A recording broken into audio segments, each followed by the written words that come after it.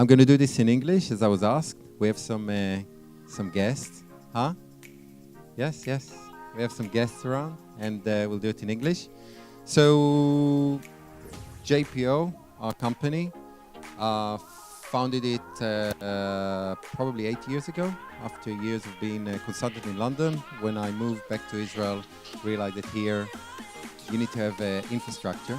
So now we're 13 people between Tel Aviv and London, doing different projects from more traditional branding project to strategy project, trend. Laurence gave you a really interesting trend report about spirituality in design earlier today.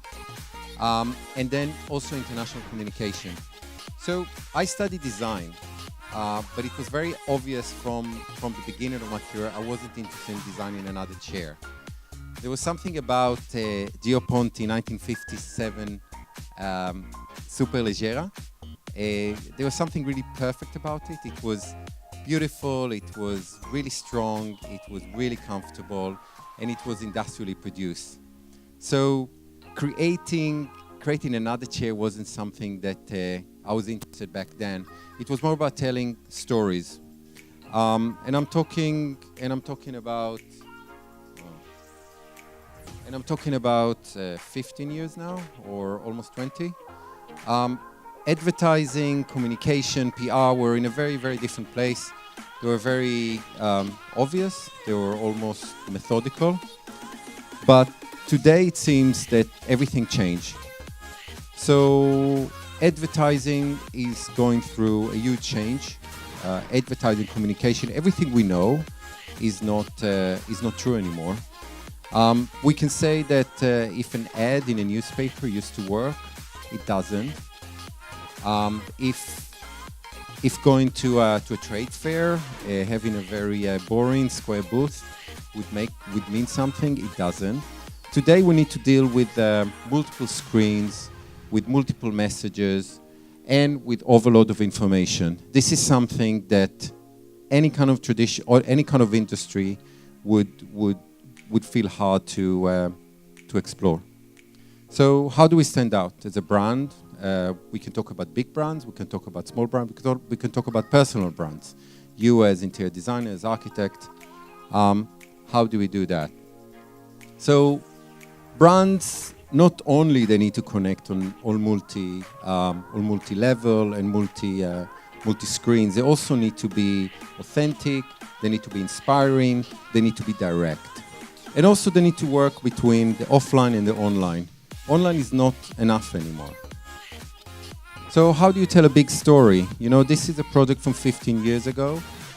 It's an art project. Oliver Eliasson, the weather project at the Tate. In a way, it's a project that was one of the first projects that completely changed the way that we look at art, that the consumer engage with art. People were really spending hours in the gallery, lying on the floor, looking at the sun. And the sun was inside the building. So how do you build strong relationship? You try and evoke emotions.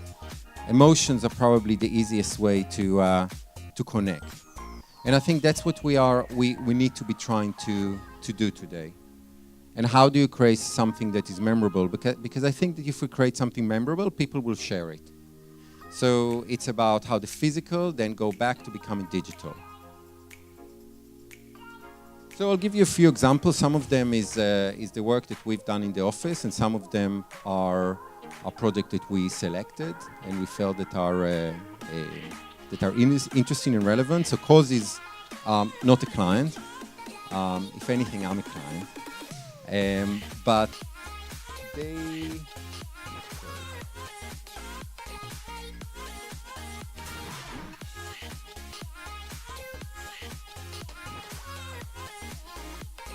Is there music? No? No music. So this is the film that Cause created for an installation. The installation they held in Milan in 2017. They asked Studio Swine to create an immersive installation. And it basically was this construction that created bubble filled with smoke. And this was what it's all about. There was no clothes, there was not even fabrics. But they were queue around the block. Block, and it was a madhouse on Instagram. And why is that? Why would a company like Cause, with advertising, a budget, and a lot of dedicated fans, would want to go to a furniture fair, to a design week in Milan, to promote the brand?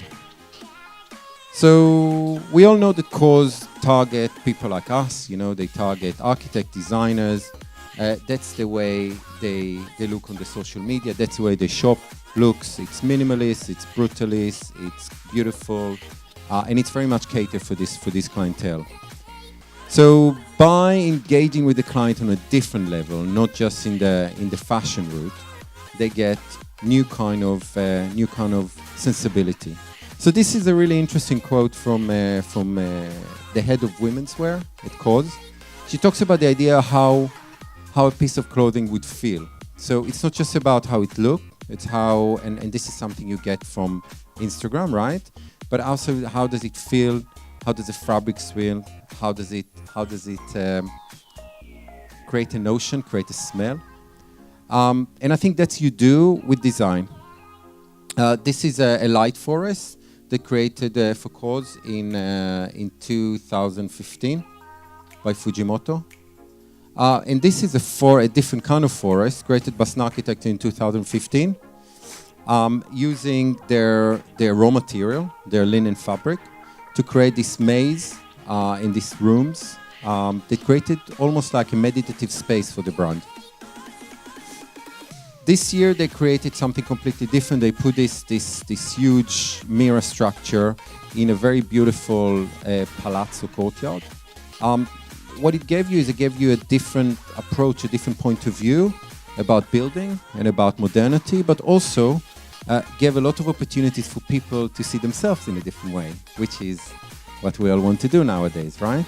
We all want to find the next selfie opportunity.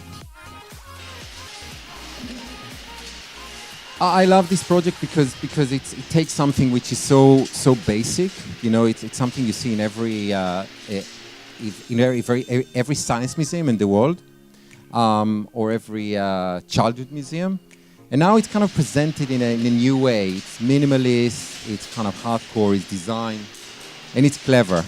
And I think that's what this brand wants to say about itself. They want to say, I understand you, I want to entertain you, you want to buy my clothes, right? Caesarstone is a client that we worked with for 6 years. And the idea is that we usually, how do we evoke emotion with a product that is not very emotional? So this is how we usually see Caesarstone or any other of its competitor. This is a modern kitchen.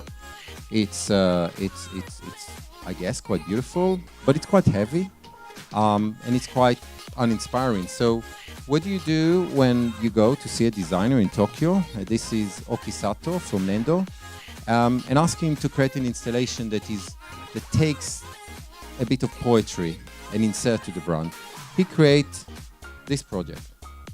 So this is basically a single table, like side table, but as a single table with a single leg, it would never stand. So you put 3 of them, you get a table. You put 300 of them, you get an installation.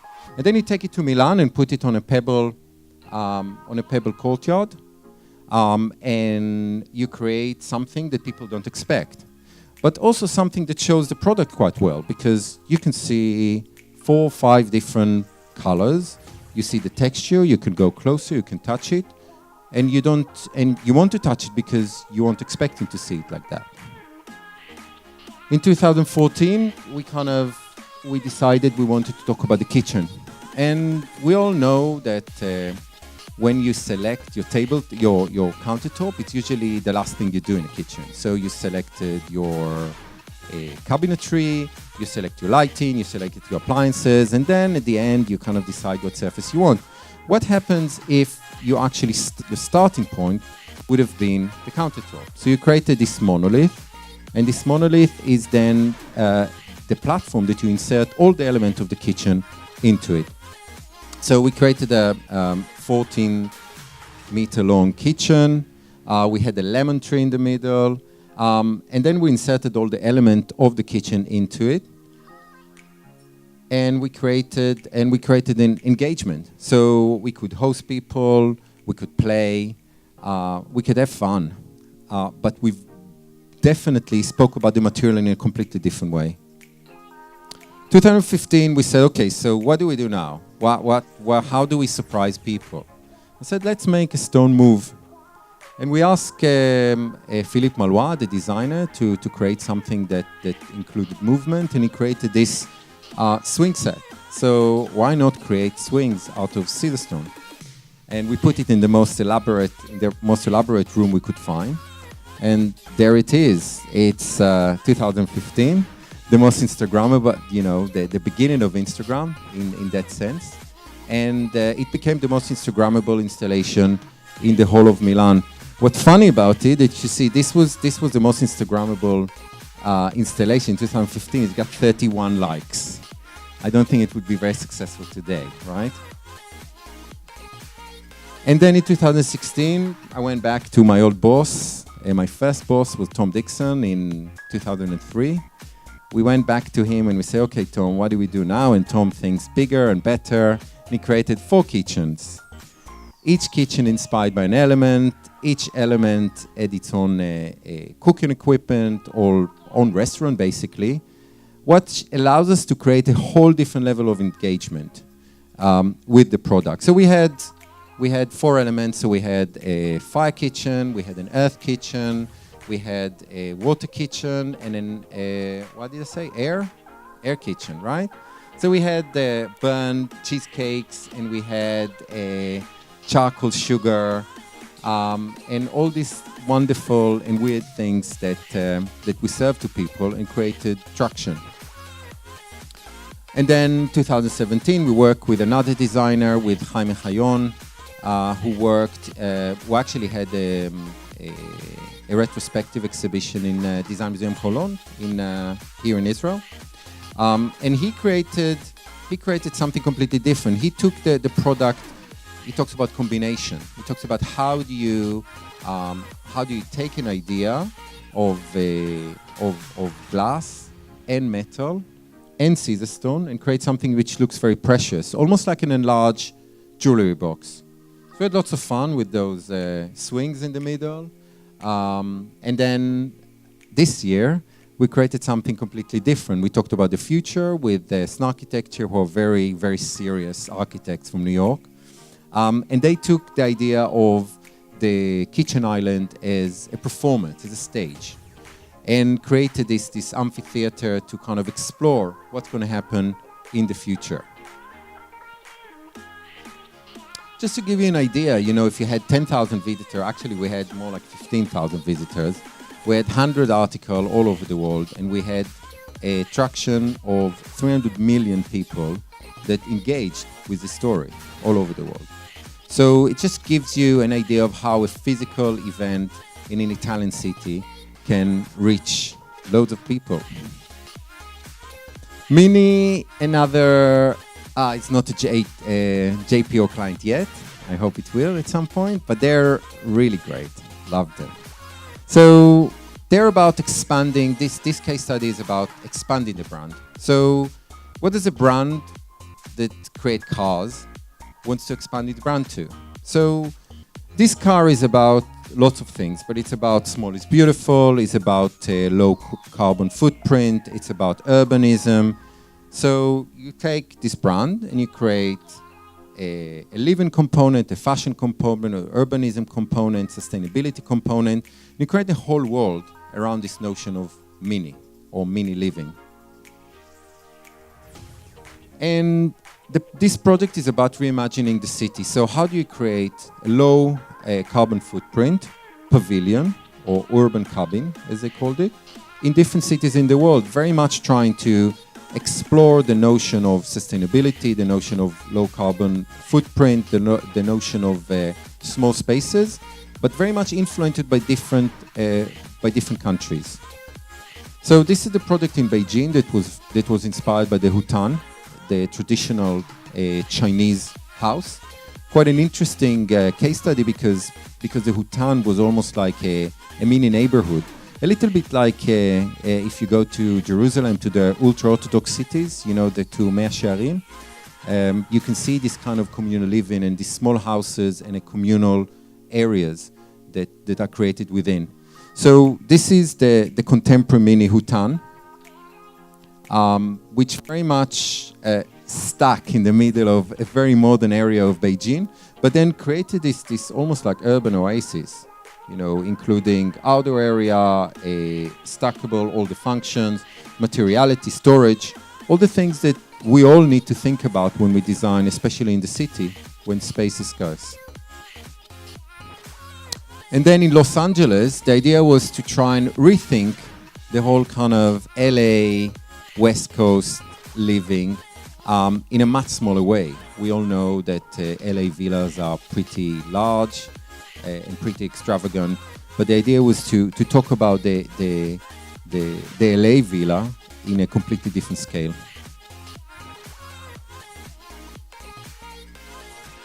In New York, it was about creative engagement and creative communities. So this is a Brooklyn cabin, very much talking about inside, outside, very talking about different places to interact. You see, most of the people don't interact with each other here, but this is millennials for you, right? And this is a space in Milan, which is about almost like a parasitic structure that can fit in very small spaces, very small footprint, but still maintain a connection to the city. SodaStream is a client that we worked with between 2011 and 2015, and what we wanted to do there is to discuss the idea of how to relate an experience to a product. So our first brief with SodaStream was a product. This was 2010, the SodaStream machine. It was quite a successful company there, but the product was not nice. You know, it was very plasticky, quite gimmicky, not very well designed, quite difficult to operate as well. You couldn't operate it with one hand. So we got a brief for a product. So we went to Yves Behar and worked with him on this new product. It's called the Source, and it launched in 2012. Won lots of prizes, and we had a great product.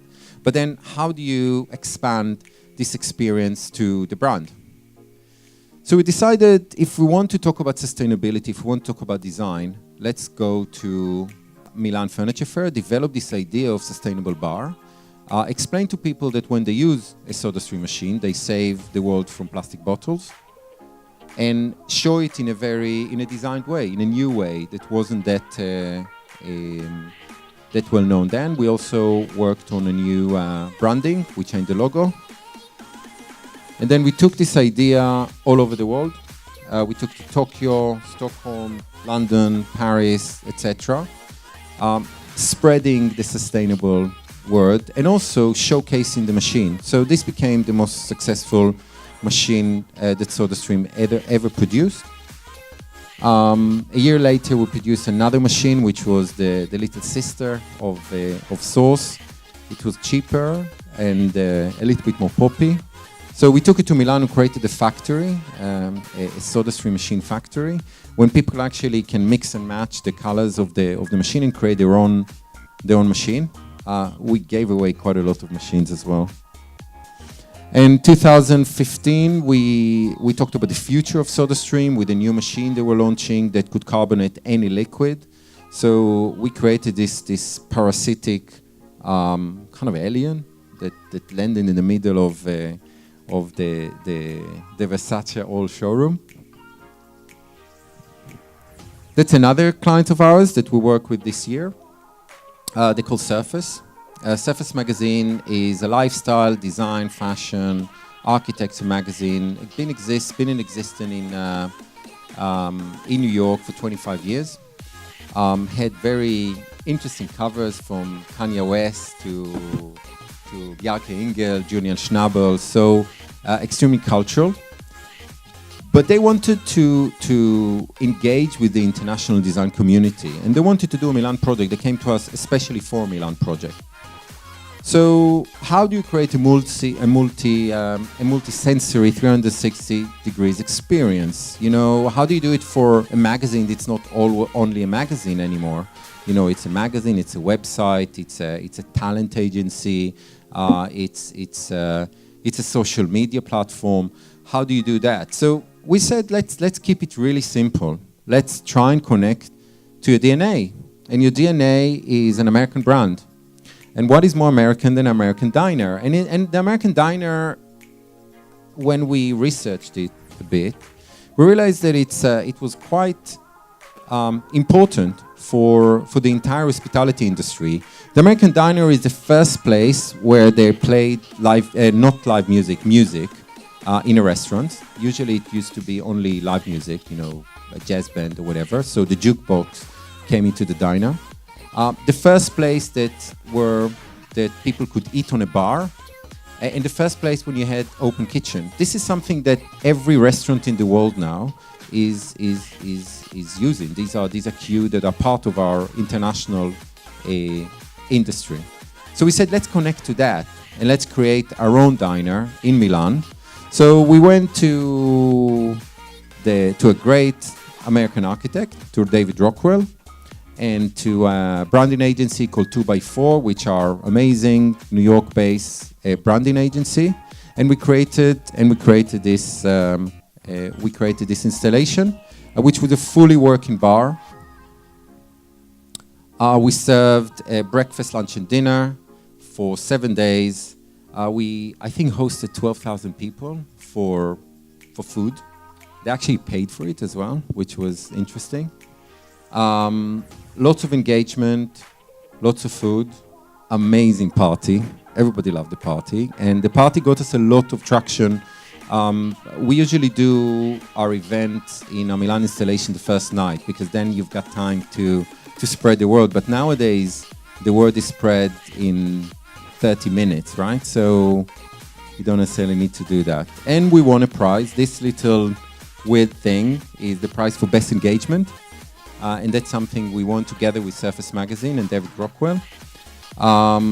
Again, the reach of this project is unbelievable. We're talking about almost 800 million UMVs.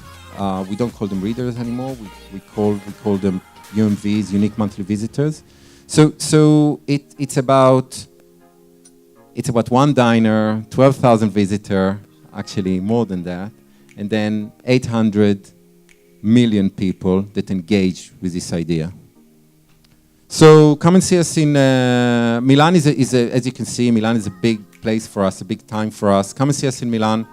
We're going to work with 3 exciting companies this year: Louis Paulson, Human Scale, and Constantino. Yeah, cool stuff. Thank you very much. This is Pantone Color of the Year, inspired by a lot, right?